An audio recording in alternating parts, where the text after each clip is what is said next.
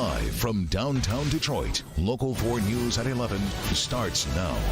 Tragedy on the west side. A 9-year-old girl mauled to death by 3 dogs. I heard commotions, not commotions, but yelling. So I came upstairs trying to find out what's going on. I thought that my family was in danger. I literally went outside. I saw 3 dogs on top of a little girl. Leading our news at 11, that neighbor was able to grab a brick and get the dogs off the girl, but by then it was too late. The dog's owner now in custody after the little girl died from her injuries. Jermont Terry is live in the neighborhood where it happened. Jermont, where are the dogs now?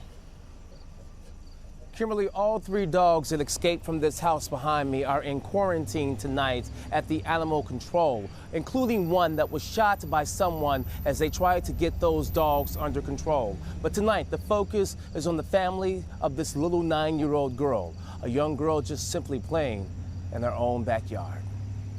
With the stuffed animal in hand, Edward Cruz attempts to honor a child. Just a few hours earlier, he ran out of his house to screams. I saw 3 dogs on top of a little girl. So I had no hesitation but to run up there, pick up a brick, and throw it at the dogs. By the time Edward got to the child, it was clear the girl's injuries were serious. I feel a lot of pain. It hurts right here. The investigation shows the 3 pit bulls escaped out of a yard that also backs up to the alley off Central and Smart in southwest Detroit. Once free in the alley, the dogs saw the child playing, possibly on her bike, and within seconds, all 3 dogs attacked. The little girl had the side of her neck hanging off, and she was not conscious. At that moment, the child's father heard the commotion. He jumps over the fence and he's literally screaming, my baby, crying. I tilted her head, had her dad hold the side of her neck, and then put a T-shirt on the side of her neck. But the blood kept pouring. An ambulance rushed the girl to a hospital where she died. As for the dogs, a friend of the owner was forced to shoot one animal. It survived. The other 2 were eventually taken out of the house after hiding from animal control. What happened in this alley is senseless, leaving even investigators torn by the crime scene. It's hard for me not to cry. You know, it's tough, real tough. You know, you're talking about a 9-year-old girl who was just out there playing, and now she's not here. No, we did reach out to this little girl's family, and family members were just simply too distraught to talk on camera. As for the dog's owners, that owner, the young man, is in police custody as charges are pending. And within the last 15 to 20 minutes, the fire department was at the home in question where those dogs escaped from. Apparently, someone potentially threw something flammable at this home, trying to potentially set it on fire. But thankfully, that house did not catch fire. As you can see, some tensions in this neighborhood in light of everything that happened here tonight.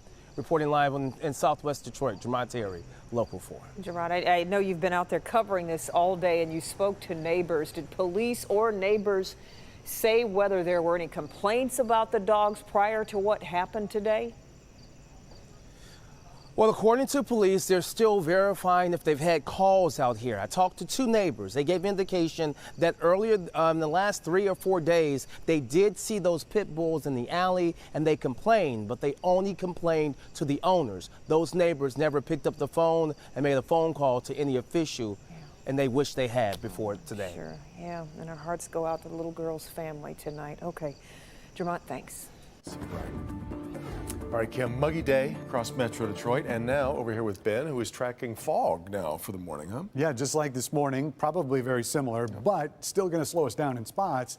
Visibility already starting to go down. We can see it up in Port Huron. It's down to a mile. Metro Airport visibility at 6. Now, usually it's when we get below a mile that it's going to be an issue on the roads. And when we show you the forecast, this is 7 a.m. or I should say 5 a.m. tomorrow. There will be some spots that may dip under a mile, but generally sort of that background number is going to be 2 to 4 miles. So noticeable, but not really terrible.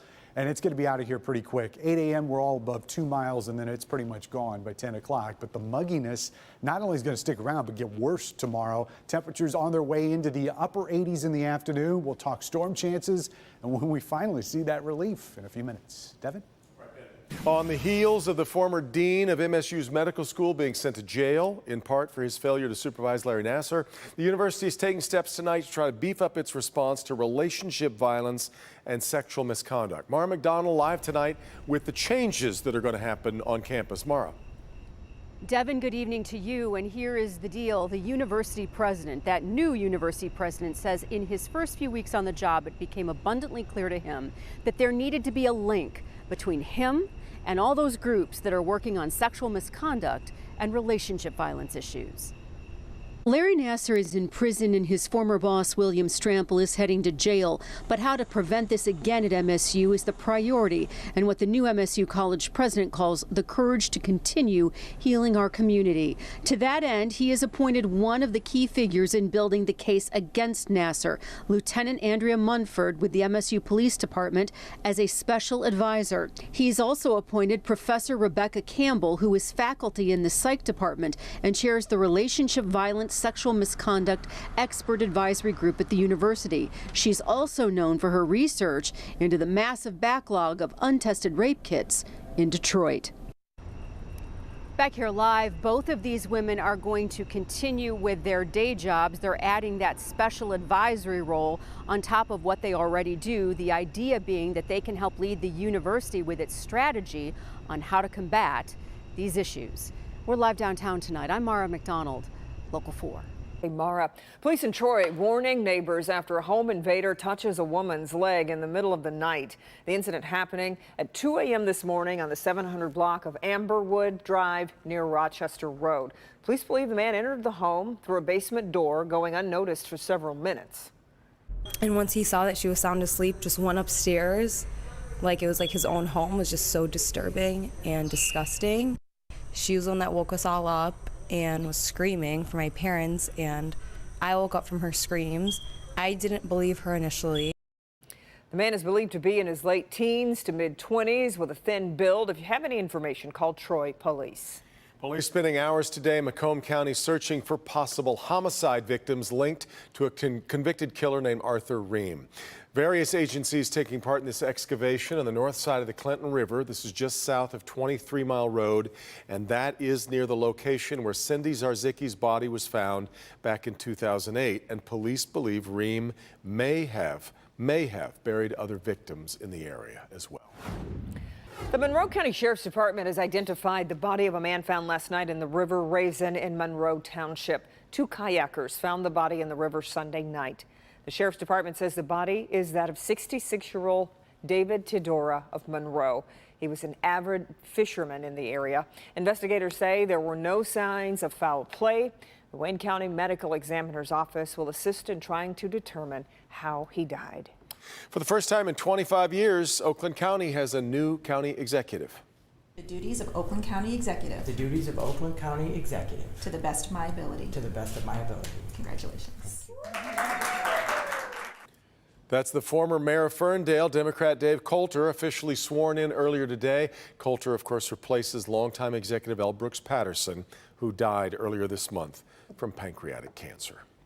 A Plymouth man with Asperger's syndrome trying his hand at one of the toughest competition shows on the planet. Yeah, 22-year-old Philip Scott, who also goes by the name Ninja Phil, appearing tonight on American Ninja Warrior, excuse me. He cleared 9 obstacles before falling off the spin ball wizard. Even though he failed to finish the entire course, Phil still punched a ticket to the show's national finals. So, congratulations. Darn exciting, and a lot of applause tonight in Plymouth, no doubt. It's great. It's great. All right, new information emerging tonight in the last days of Jeffrey Epstein's life. What he did just 2 days before he was found dead that decided the fate of his $500 million fortune coming up. And a Hollywood A-lister returns to Metro Detroit. The big surprise involving Oscar nominee Mark Wahlberg. Hi, Steve. The story begins in 1919 with 2 guys out in California. But the trail leads to Michigan. It's a story of firsts, 2 great Michigan cities and 1 great invention.